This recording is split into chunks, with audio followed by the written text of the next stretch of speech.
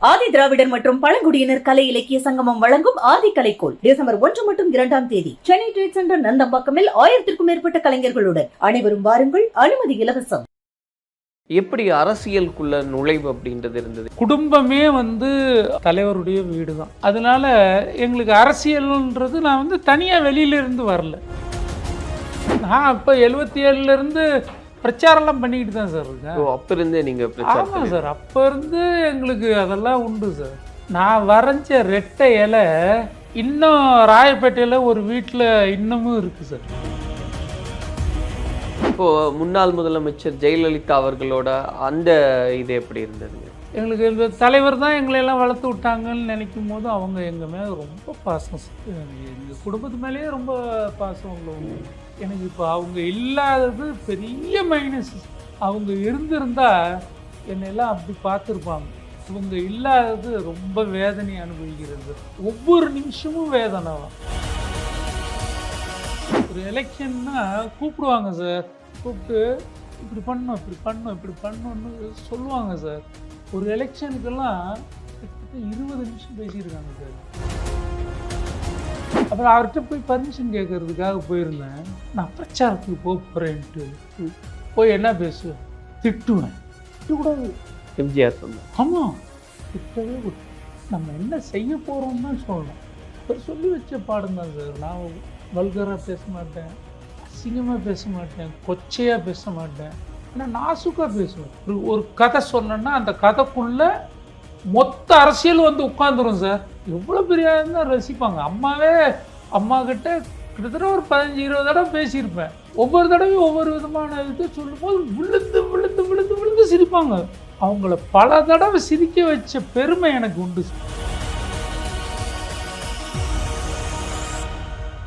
எல்லாருக்குமே கட்சியில் இருக்கும்போது ஒரு பொறுப்பு இருக்கணும், ஒரு பதவி இருக்கணும், ஒரு எம்எல்ஏ ஆகணும். நம்ம எனக்கு அதில் ஒரு நாட்டமும் போல விருப்பமும் போல சார். என்ன காரணம்னு எனக்கும் தெரியல. ஆனால் என்கிட்ட அம்மா கேட்டாங்க, உனக்கு என்ன வேணும் என்ன வேணும் என்ன வேணும்னு. நீங்கள் நல்லா இருந்தால் போதும்மா, அப்படியே தான் சொல்லிடுங்க. எனக்கு ஒரு எம்எல்ஏ கேட்டாலும் கொடுத்துருப்பாங்க, எம்பி கேட்டாலும் கொடுத்துருப்பாங்க. அந்த வாய்ப்புகள்லாம் இருந்தது. நிச்சயமாக கொடுப்பாங்க சார். கட்சின்னு உழைச்சவன் நான். கேட்டால் கிடைச்சிருக்கும். ஏன் கேட்கல? தோணலை. இப்போ தோணுதா? அப்போவே தோணலை, இப்போ எங்கே சார் தோணும்? அப்போ எதுக்காக அந்த உழைப்பு? சோறு போட்டவருக்காக. இதெல்லாம் கடந்து உங்களுடைய வாழ்க்கை பயணம் அப்படின்னு நம்ம பேசினா அரசியல் அதுவும் ஒரு முக்கியமான ஒரு நிகழ்வாக இருக்கும். எப்படி அரசியலுக்குள்ள நுழைவு அப்படின்றது இருந்தது? ஏன்னா நீங்கள் சொன்னீங்க ஆரம்பத்திலேயே படிக்க வச்சதே அவர் தான். அரசியலுக்குள்ள அப்படின்றது எப்படி? இல்லை, அதாவது எல்லாமே இப்போ எனக்கு குடும்பமே தலைவருடைய வீடு தான். அவங்க தான் எங்களுக்கு எல்லாமே, டாப் டு பாட்டம் எல்லாம். என்னுடைய மூத்த அண்ணன் அவர்கிட்ட தான் வேலை பார்த்தாங்க, 2வது அண்ணன் அவர்கிட்ட தான் வேலை பார்த்தாங்க. மூத்த அண்ணன் அவர் கூடவே ஸ்பெஷல் பிஏவாக இருந்தாங்க. 2வது அண்ணன் இந்த கட்சி ஆஃபீஸ் வர்றதுக்கு முன்னாடி சத்யா கல்யாண மண்டபம் இங்கே, அதில் அவர் இன்சார்ஜராக இருந்தார். குடும்பமே நாங்கள் எல்லாமே அங்கேயே தான் இருக்கோம். அதனால் எங்களுக்கு அரசியல்ன்றது நான் தனியாக வெளியிலேருந்து வரல. ஒரு நடிகன் ஆகிட்டு நான் நடிக்கிறவன் அப்படின்ட்டுலாம் வரல. நான் அரசியலில் இருக்கிறேன், அப்படியே நடிக்க வரேன். நான் இப்போ 77லேருந்து பிரச்சாரம்லாம் பண்ணிக்கிட்டு தான் சார் இருக்கேன். அப்போ இருந்தே நீங்கள்? ஆமாம் சார், அப்போ இருந்து எங்களுக்கு அதெல்லாம் உண்டு சார். நான் வரைஞ்ச ரெட்டை இலை அப்போ காவியில் தான் வரைகிறது. இன்னும் ராயப்பேட்டையில் ஒரு வீட்டில் இன்னமும் இருக்குது சார். தனியாக அரசியலே கிடையாது. கட்சி குடும்பத்திலேருந்து அப்படியே வந்தோம். புது என்ட்ரி கிடையாது. இப்போது முன்னாள் முதலமைச்சர் ஜெயலலிதா அவர்களோட அந்த இது எப்படி இருந்ததுங்க? ரொம்ப நல்ல ஒரு எங்களுக்கு இந்த தலைவர் தான் எங்களையெல்லாம் வளர்த்து விட்டாங்கன்னு நினைக்கும் போது அவங்க எங்கள் மேலே ரொம்ப பாசம் சார். எங்கள் குடும்பத்து மேலேயே ரொம்ப பாசம் உள்ளவங்க. அதெல்லாம் ஒரு பெரிய கொடுப்பனை. எனக்கு இப்போ அவங்க இல்லாதது பெரிய மைனஸ். அவங்க இருந்திருந்தா என்னெல்லாம் அப்படி பார்த்துருப்பாங்க. அவங்க இல்லாதது ரொம்ப வேதனை அனுபவிக்கிறேன் சார். ஒவ்வொரு நிமிஷமும் வேதனை தான். அவங்க இருந்திருந்தா ஒரே பார்வை முடிஞ்சு. இப்போ அவங்க இல்லாததுனால நான் இங்கே பார்க்குறேன், அங்கே பார்க்குறேன், இங்கே பார்க்குறேன், இங்கே பார்க்குறேன். இவங்க இவங்க இவங்க இவங்க தேடி தேடி பார்க்க வேண்டியதாக இருக்குது ஒவ்வொருத்தரையும். அவங்க இருந்திருந்தால் நம்ம பார்க்கவே தேவையில்லை, அவங்க பார்த்தாவே போதும், முடிஞ்சிச்சு மேட்ரு. வாழ்க்கையில் ஒரு சிரமன்றதே வராமல் இருந்திருக்கும். ஆமாம் சார், கண்டிப்பாக இருக்காது சார், இருக்காது இருக்காது. இப்போ நீங்கள் சொன்னப்போ எம்ஜிஆர் அவர்கள் செல்லமாக வயிற்றுல குத்துற அளவுக்கு எனக்கு நெருக்கம். ஆமாம், ஜெயலலிதா அம்மா எந்த அளவுக்கு இதாக அதான் இருந்தாங்க? நான் சொல்கிறேன், எங்கே பார்த்தாலும் நிறுத்திடுவாங்க சார். அவங்க கேம்பெயின் வர்றாங்கன்னு வச்சுக்கோங்க, ம் நாங்கள் ஒரு இடத்துல இருந்து வர்றோம், சரி இந்த பக்கமாக தான் அம்மா வர்றாங்கன்னா வண்டி நாங்கள் நின்று சரி ஒரு விஷ் பண்ணலான்னு பார்த்தா வண்டியை நிறுத்திடுவாங்க. ம் நிறுத்தி எப்படி இருக்கீங்க என்ன எல்லாமே கேட்பாங்க. அந்த மாதிரி பார்த்த உடனே அந்த அளவுக்கு ஒரு பாசம் காட்டக்கூடியவங்க சார். நான் அது உண்மையிலேயே ரொம்ப கொடுத்து வச்சவன் தான் சார். ஆனால் அவங்க இல்லாதது ரொம்ப மிஸ் பண்ணிட்டேன் சார். அவங்க மறைவு எவ்வளோ பெரிய தாக்கத்தை உண்டு பண்ணி? சார் என்னால் தாங்கிக்க முடியல சார். அவங்க இருந்திருந்தா நான் நல்லா இருந்திருப்பேன் சார். அவங்க மறுப்பு நல்லா தாங்கிக்க முடியல. ரொம்ப நாள் மருத்துவமனையில் இருந்தாங்கன்னு செய்தி கேட்டே இருந்தோம். வந்துருவாங்க வந்துருவாங்கன்னு ஒரு நம்பிக்கையை கொடுத்துக்கிட்டே இருந்தாங்க. அப்படிதான் எல்லாரோட எண்ணம் இருந்து. நான் திடீர்னு இல்லை. 73 நாள் சார், 67 நாள் வாசல்லே உட்காந்து பூஜை பண்ணேன் சார். அப்போலோ ஹாஸ்பிட்டல் வாசல்லே உட்காந்து வந்துருவாங்க வந்துருவாங்கன்ட்டு சாமி எப்படி உங்களை ஆஸ்வாசப்படுத்திக்கிட்டீங்க? பண்ண முடியல. இன்ன வரைக்கும் தேதிக்க முடியல சார். எப்படி எனக்கு நானே ஆறுதல் சொன்னால் கூட முடியல சார். பட் அவங்க இருந்திருந்தாங்கன்னு வச்சுக்கோங்க, எனக்கு இந்த நிலைமையே கிடையாது. நம்ம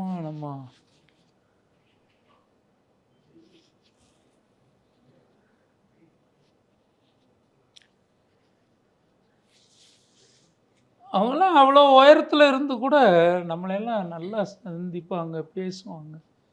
இப்படி ஒரு பாசம் காட்ட பரிவு காட்ட இன்னைக்கு யாரும் இல்லையேன்னு ஒரு ஏக்கம் உண்டா? இல்லை சார், யாருமே இல்லை, வர முடியாது சார், வர முடியாது சார். ஒரு எலெக்ஷன்னா கூப்பிடுவாங்க சார், கூப்பிட்டு இப்படி பண்ணணும் இப்படி பண்ணணும் இப்படி பண்ணணுன்னு சொல்லுவாங்க சார். ஒரு எலெக்ஷனுக்கெல்லாம் கிட்டத்தட்ட 20 நிமிஷம் பேசியிருக்காங்க சார். இப்படி போங்க இப்படி போங்க. ஏன்னா அந்த கட்சியில் ஒரே நடிகை நான் தான் சார். ஒரே நடிகனாக இருந்து நிறைய தடவை சுற்றுனது நான் தான்.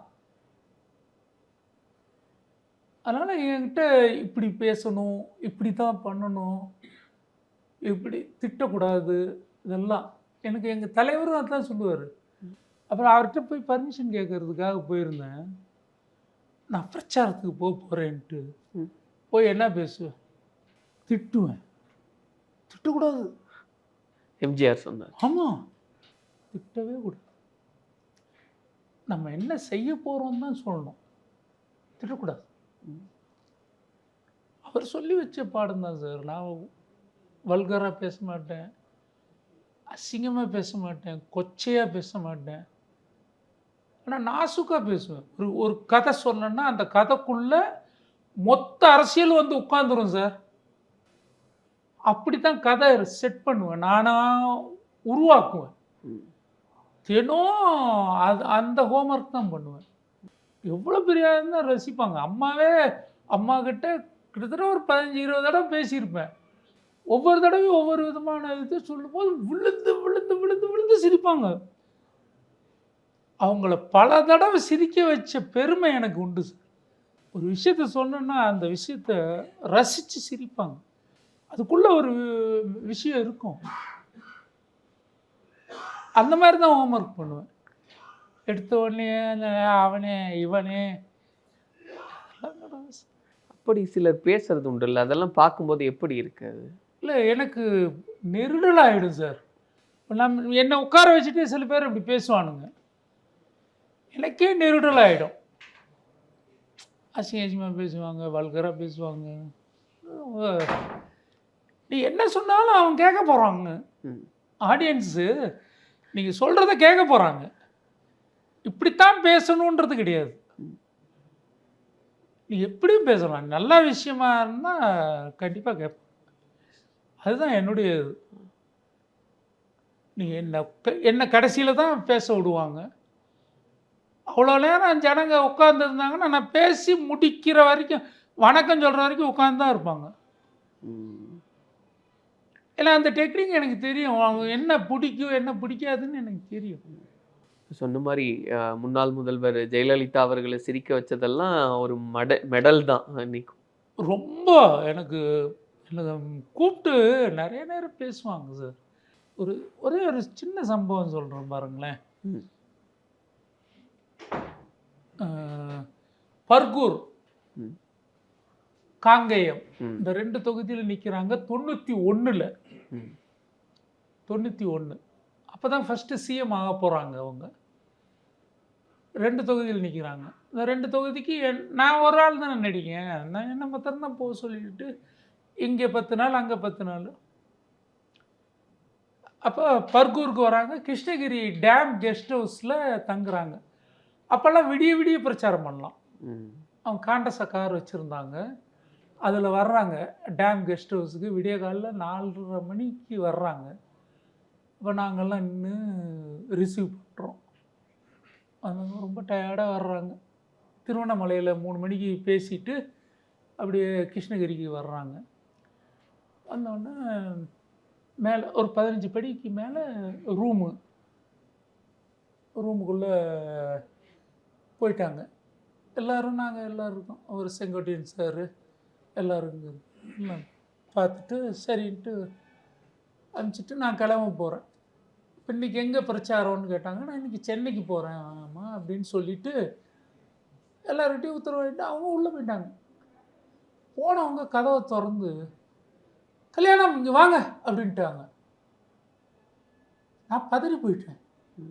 ஐயோ ஏதோ போட்டு கொடுத்துட்டான் போல இருக்கு, தப்பாக எதுவும் பேசிட்டோம் போல இருக்கு அப்படின்ட்டு 15 படி எப்படி ஏறினேன்னு எனக்கு தெரியாது. துடுன்னு உள்ளே போகிறேன். உள்ளே போன உடனே அது ஆட்டோமேட்டிக் டோரு. கதவை திறந்த உடனே அது வேற டமால்னு சத்தம். பகீர்னு தூக்கி போட்டுச்சு. அவங்க இருக்காங்க கூட சின்னமாக இருக்காங்க. அப்புறம் அம்மா சொல்லுங்கம்மான்னு. இல்லை இந்த தொகுதி ஃபுல்லாக ஏதோ ஒரு பிரச்சாரம் பண்ணிங்களாமே, அது ஜனங்க மத்தியில் ரொம்ப விரும்பி கேட்குறாங்களே, எனக்கு தகவல் வந்துச்சு, அது கொஞ்சம் பேசி காட்டு அப்படின்னா.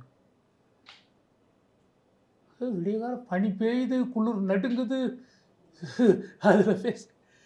அது மாதிரி ஒன்றும் இல்லை. அப்போ டி ராஜேந்தர் அங்கே நின்றுருந்தார். அவர் டிஎம்கே சார்பில் நின்றுருந்தார். நான் அவரை வச்சு அவர் எங்கே பார்த்தாலும் போய் பிரச்சாரம் பண்ணிகிட்டு இருந்தார். அவர் பின்னாடியே நானும் போவேன். அப்போ சொன்னேன், இந்த ஊருக்குள்ளே ஒரு கரடி ஒன்று வருது. அப்போ அவருக்கு பேர் கரடி, செல்ல பேர். சரி, கரடி வருது, அது கத்துது, பிக்குது, பெறாண்டுது. நீங்கள் யாரும் பயந்துடாதீங்க, அம்மா யானையை அமுச்சிருக்கிறாங்க, ஒரே மிதி நான் பார்த்துக்கிறேன், ஓட்டை பார்த்து ரெட்டையில் போடுங்கன்னு விழுந்து சிரிக்கிறாங்க பாருங்க. ஐயோ எனக்கு கண்ணெல்லாம் கலங்கி. அதாவது எவ்வளோ ரசிப்பு பாருங்க அவங்களுக்கு. அப்படி ரசிப்பாங்க. நம்ம ஒரு விஷயம் சொன்னோம்னா அவ்வளோ ரசிப்பாங்க. அதை ரொம்ப மிஸ் பண்ணுறாங்க. ஒரு நட்சத்திர பேச்சாளர் இன்னைக்கு மேடைகளில் பார்க்க முடியாததுக்கு என்ன காரணம்? கூட்டம் ஒன்றும் நிறைய நடக்கலைங்களே சார். கூட்டம் நடந்துச்சுன்னா கண்டிப்பாக என்னை பார்க்கலாம் நீங்கள். இப்போ அவங்களுடைய மறைவுக்கு பிறகு நிறைய நிகழ்வுகள் நடந்தது. இப்போ நீங்களே வெளியே வந்ததன் பிறகு டிடிவி தினகரன் அவர்களோட இருந்து அதுக்கப்புறம் மாறி இப்படி இப்போ அது என்ன என்ன ஆகி போச்சுன்னா அதான் ஒரு பெரிய மிஸ்டேக். எனக்கு இப்போ எல்லாரும் கட்சியில் ஒன்றா தான் சார் இருந்தாங்க. நான் வந்து எனக்கு கொஞ்சம் ஒரு ஒரு மேடையில் என்ன ஆகி போச்சுன்னா விழுந்துட்டேன் கீழே. விழுந்த உடனே இந்த மீனாட்சி ஹாஸ்பிட்டலில் கொண்டு அட்மிட் பண்ணிட்டாங்க. அட்மிட் பண்ண உடனே அப்புறம் ட்ரீட்மெண்ட்டு கேரளாவில் போய் பார்த்தா தான் செட் ஆகுன்ட்டாங்க. நான் போயிட்டேன். ம். அதுக்குள்ளே இங்கே கட்சி இப்படி பிரிஞ்சு அப்படி பிரித்து எல்லாம் போயிடுச்சு. நான் வந்து அங்கேயே இருக்கிறதா என்ன முடிவு பண்ணிட்டாங்க. ஏன்னா நான் வந்து ஒன்றும் ஜாயின் பண்ண முடியலையே எதுலேயும். அப்புறம் நான் ட்ரீட்மெண்ட் முடிச்சுட்டு வந்தேன். வந்த உடனே அப்புறம் இவர் நம்ம கோவில்பட்டி அண்ணன் கடம்பூர் ராஜ் அண்ணன், என்ன சைலண்ட்டாக இருக்கிறீங்க? சைலண்ட்டாலாம் இல்லைண்ணே, இது மாதிரி உடம்பு சரியில்லை, மேடையிலேருந்து விழுந்துட்டதுனால கால்லாம் ரொம்ப பெயின், அது கேரளாவில் ட்ரீட்மெண்ட் பண்ணணும், அங்கேயே போய் 2 மாதம் 3 மாதம் இருந்துட்டேன். அப்படியா, சரி சரி வாங்க, நீங்கள் எப்போ வர்றீங்க? வந்தா அப்போ இது அப்படியே ஜாயிண்ட் ஆகிட்டேன். அதில் என்னை வந்து ஒரு முத்திர குத்திட்டாங்க. இங்கே தான் இருக்கிறாங்க, இங்கே தான் இருக்கிறாங்கங்க. சரி சொல்லிட்டு போகிறாங்க எல்லாம். இப்போ சரி வேறு கட்சிக்கு போகலன்னு சொல்லலையே, இங்கே தானே இருக்கிறேன்னு சொல்லிட்டாங்க. எல்லோரும் ஒன்றா தானே சார் இருந்தாங்க, ஒன்றா தான் இருந்தாங்க எல்லாம். திடீர்னு ஒரு பிரிவினை வந்துச்சு. நான் கொஞ்சம் ட்ரீட்மெண்ட்டுக்காக மீனாட்சியில் ஹாஸ்பிட்டலில் இருந்து அங்கே கேரளாவுக்கு போயிட்டேன். அந்த கேப்பில் இதெல்லாம் நடந்துச்சு. அப்புறம் வந்துட்டேன் கட்சி நான் பாட்டுக்கு பொதுக்கூட்டம். இப்போ யாரோட ஒரு இணக்கமாக இருக்கீங்க? கட்சியோட தான், கட்சியில தான். இல்லை கட்சியிலேயே இப்போ அவங்க ஜெயலலிதா அவர்களுடைய மறைவுக்கு பிறகு இப்போ நிறைய நிலைப்பாடுகள் இருக்குல்லையே. இப்போ ஒவ்வொருத்தங்க சசிகலா ரெட்டலை எங்கே இருக்கோ அங்கே தானே. அந்த அந்த நோக்கம்தான். அதே தான். ரெட்டலை இருக்கிற இடத்துல தான் நாங்கள் இருக்கோம். இல்லை இடையில நீங்கள் இப்போ சின்னம்மா வரணும் அப்படின்லாம் பேசியிருந்தீங்க இல்லையா? இல்லை நான் மாத்திரமா பேசினேன், எல்லாரும் தான் பேசினாங்க. சின்னம்மா தான் பொதுச் செயலாளர்னு சொன்னவங்களாம் இருக்காங்கல்ல சார். நான் ஒரு ஆள் பேசி எல்லாம் நடக்குமா சார்? இல்லை அந்த சமயத்தில் எல்லாம் நிறைய குரல்கள் இருந்தது அப்படி. அப்புறம் அது என்ன பண்ண முடியும், எல்லாரும் பேசுகிறாங்க, நம்மளும் பேசுகிறோம். எங்களுக்கு ஒன்றும் தனிப்பட்ட விரோதம் கிடையாது சார். எங்களெல்லாம் குழந்தை மாதிரி தானே சார் பார்த்துக்கிட்டு இருப்பாங்க. எங்களுக்கு என்ன இருக்குது, எல்லாரும் தானே சொல்கிறாங்க, எல்லாரும் தானே அவங்கள பொதுச் செயலாளர்னு சொன்னாங்க. இப்படி நீங்கள் பார்த்துருக்கீங்க ஆரம்ப காலகட்டத்திலிருந்து அதிமுக எப்படி இருந்திருக்கு அப்படின்னு. இன்னைக்கு இருக்கக்கூடிய நிலை, இடையில நடந்த குழப்பங்கள், இதெல்லாம் எவ்வளோ வருத்தத்தை உண்டு பண்ணுது சார்? இதே மாதிரி வந்து 89லேயும் நடந்துச்சு சார். கட்சி பிரிஞ்சிச்சு, திருப்பி ஒன்று சேர்ந்துச்சு. எங்கள் அம்மா ஜானகி அம்மா வந்து கட்சியை ஒன்று சேர்த்து விட்டாங்க. சின்னம் கிடச்சிச்சு, ஜெயிச்சாங்க, பிரம்மாண்டமாக வந்தாங்க. அதே மாதிரி நிலைமை தான் இன்றைக்கி. எல்லா கட்சியெல்லாம் ஒன்று சேர்ந்து வர்ற எலெக்ஷனில் அதுக்கு ஒரு நல்ல ரிசல்ட்டு கிடைக்கும் சார். உங்களுடைய ஒரு தனிப்பட்ட விருப்பம்னா என்னவா இருக்கு சார்? திரும்ப எல்லாரும் ஒன்றா இணையணும் அப்படின்னு நினைக்கிறீங்களா? எப்படி சார்? கட்சிக்காரங்கனாவே எல்லாரும் ஒன்றா இருக்கணும்ட்டு தானே சார் நினைப்போம். ஒருத்தருக்கு ஒருத்தர் என்ன சார் நேரடியாக போய் யாருக்கிட்டேயே போய் தகராறாக பண்ணிக்கிட்டோம். அது அந்தந்த காலத்தில் வர்ற பிரச்சனை அப்பப்போ சரியாக போயிட்டு சரியாகிடுச்சுன்னா எல்லோரும் வர போகிறாங்க, இல்லையா இப்படியே அடிச்சு. ஆனால் நிச்சயமாக மக்களுக்காக உழைக்கக்கூடிய ஒரு மிகப்பெரிய ஒரு இயக்கமாக புரட்சித் தலைவர் அவர் ஆரம்பித்த இயக்கம் இருக்கும் சார். சார் இப்போது உங்களுடைய வாழ்க்கை அரசியல் அப்படின்னு பார்க்கும்போது எம்ஜிஆர் அவர்கள் சொல்லி நீங்கள் இந்த விஷயங்கள்லாம் இருக்கீங்க அப்படின்னு பார்க்குறோம். ஆனாலுமே ஒரு கட்சியில் ஒரு பொறுப்போ ஒரு பதவியோ இதுக்கெல்லாம் நீங்க முயற்சி பண்ணலையா? இல்லை, எனக்கு அதில் ஒரு விருப்பம் இல்லை சார். எல்லாருக்குமே கட்சியில இருக்கும்போது ஒரு பொறுப்பு இருக்கணும், ஒரு பதவி இருக்கணும், ஒரு எம்எல்ஏ இருக்கும். ஆகணும் நம்ம. எனக்கு அதில் ஒரு நாட்டமும் போல, விருப்பமும் போல சார். என்ன காரணம்னு எனக்கும் தெரியல. ஆனால் என்கிட்ட அம்மா கேட்டாங்க, உனக்கு என்ன வேணும், என்ன வேணும், என்ன வேணும்ன்ட்டு. நீங்கள் நல்லா இருந்தால் போதும்மா, ம். அப்படியே தான் சொல்லியிருக்கு. எனக்கு ஒரு எம்எல்ஏ கேட்டாலும் கொடுத்துருப்பாங்க, எம்பி கேட்டாலும் கொடுத்துருப்பாங்க, அந்த வாய்ப்புகள்லாம் இருந்தது. நிச்சயமாக கொடுப்பாங்க சார். ம். இல்லை, நான் எந்த தப்பும் செய்யாதவன் சார். கட்சின்னு உழைச்சவன் நான். கேட்டால் கிடைச்சிருக்கும். ஏன் கேட்கல? தோணலை. இப்ப தோணுதா? அப்போவே தோணலை, இப்போ எங்கே சார் தோணும்? இல்லை சார், இப்போ அந்த எண்ணம் இல்லை. இல்லை சார். அப்ப எதுக்காக அந்த உழைப்பு? சோறு போட்டவருக்காக. எங்கள் அப்பாவுக்கு பிறகு எங்கள் குடும்பத்தில் 6 கல்யாணம்.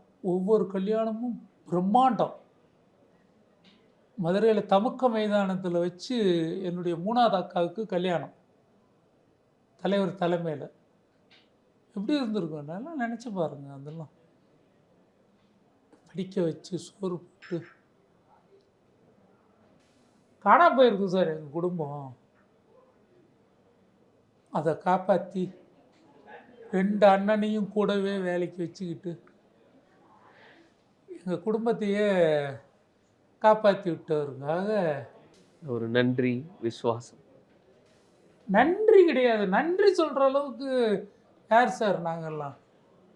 விசுவாசம் சொல்லுங்கள் சார். விசுவாசம்தான் அதுக்கு சரியானது. அந்த அந்த ஒரு எண்ணம் தான் இன்னைக்கு வரைக்கான பயணம். அது அப்படியே இருக்குது சார்.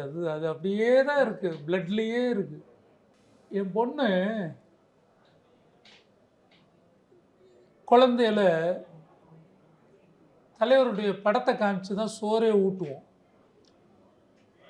அது சொன்ன வார்த்தை என்ன தெரியுங்களா? இந்த நீதிக்கு தலைவன் அங்கு படத்தில் கிளைமேக்ஸு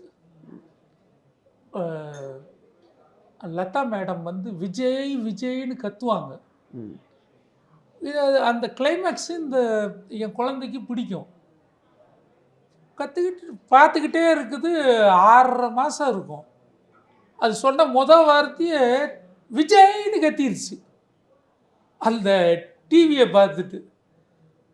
அந்த மாதிரி எங்களுக்கு அது பிளட்லேயே வந்துருச்சு.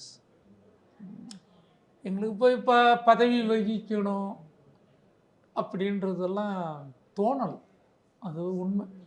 எடப்பாடி பழனிசாமி அவர்களுடைய தலைமையில் அதிமுக அப்படின்றது எப்படி பார்க்குறீங்க? ஏன்னா நீங்க தலைவரை பார்த்துருக்கீங்க, தலைவியை பார்த்துருக்கீங்க, அதுக்கப்புறம் நடந்ததையும் பார்த்தீங்க, இன்னைக்கு நடக்கிறதையும் பார்க்குறீங்க. எப்படி இருக்கு? இல்லை, எப்படின்றத விட ஒரு 4 வருஷம் நல்லபடியாக ஆட்சி கொடுத்தாரு. எந்த குறையும் கிடையாது. அது கொரோனா நேரத்துல எல்லாம் நல்லா பார்த்துக்கிட்டாரு. அனுபவம் இருக்குல்ல சார்.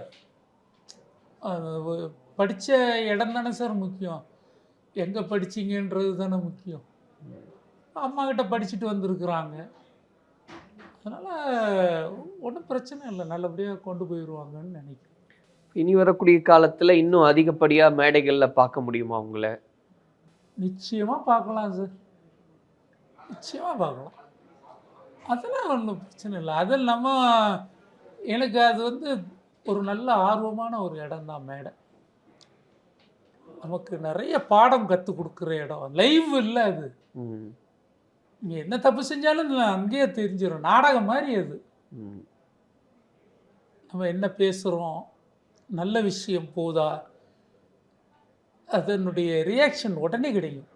நல்லா இருந்தால் கை தட்டுவாங்க, இல்லையா கல்லை கூட தூக்கி அடிப்பாங்க. ரொம்ப மகிழ்ச்சி சார் பேசுனதுல. குறிப்பா அந்த நீங்க ஹாஸ்பிட்டல்ல இருந்த சமயத்துல சூப்பர் ஸ்டாருக்கு கால் பண்ணி உதவி கேட்டதா ஒரு செய்தி பார்த்தா, அது உண்மையா? இல்லை, அதுக்கப்புறம் அவர் ஃபோன் பண்ணி என்ன இடத்துல பேசினார். பேசி அவரால் முடிஞ்ச பண்ணார். அந்த நட்புன்றது அப்படியே இருந்துக்கிட்டே தான் சார். ஒரு நல்ல ஒரு அற்புதமான ஒரு நல்ல மனிதர். சார், நிறைவா ஒரே ஒரு கேள்வி. இப்போ நீங்க சொன்ன மாதிரி உடல்நல குறைவுன்றது எல்லாருக்குமே வர்றது தான். ஆனா அதோட ஒருத்தனுடைய சாப்டர் முடிஞ்சிருச்சு அப்படின்னு முடிவு கட்டிக்கிறாங்க இல்லையா? அப்படியான மனிதர்களுக்கு என்ன சொல்லணும்னு விருப்பப்படுறீங்க? இல்லை, அப்படி நினைக்காதீங்கன்னு சொல்கிறேன், அவ்வளோதான். அதுக்கப்புறம் தான் உங்களுக்கு ஒரு வாழ்க்கையே ஆரம்பிக்குது. அது இல்லை வாழ்க்கை. அதையும் மீறி அதுக்கப்புறம் தான் இருக்குது வாழ்க்கை. அது சுவாமி சுகபோகானந்தா அருமையாக சொல்லியிருப்பார் ஒரு விஷயத்தில். ஒரு பெரிய கதை அது. இது இல்லை வாழ்க்கை, இதுக்கப்புறம் ஒரு வாழ்க்கை இருக்குது. ஏன்னா அதோட முடிஞ்சு போகிறது இல்லை. ஆஸ்பத்திரிக்கு போகிறவங்கெல்லாம் வீட்டுக்கு வரமாட்டாங்கன்ற நினைப்பிலே ஆஸ்பத்திரி கட்டி வச்சுருக்காங்க. திருப்பி அவன் நல்லபடியாக குணமாயிடணுன்றதுக்காக தானே லட்ச லட்சமாக செலவு பண்ணுறாங்க. அப்போ அதை நீங்கள் நம்புங்க. நம்பி தொழிலை கொடுங்க, பொழப்ப கொடுங்க, நடிக்கிறதுக்கு வாய்ப்பை கொடுங்க.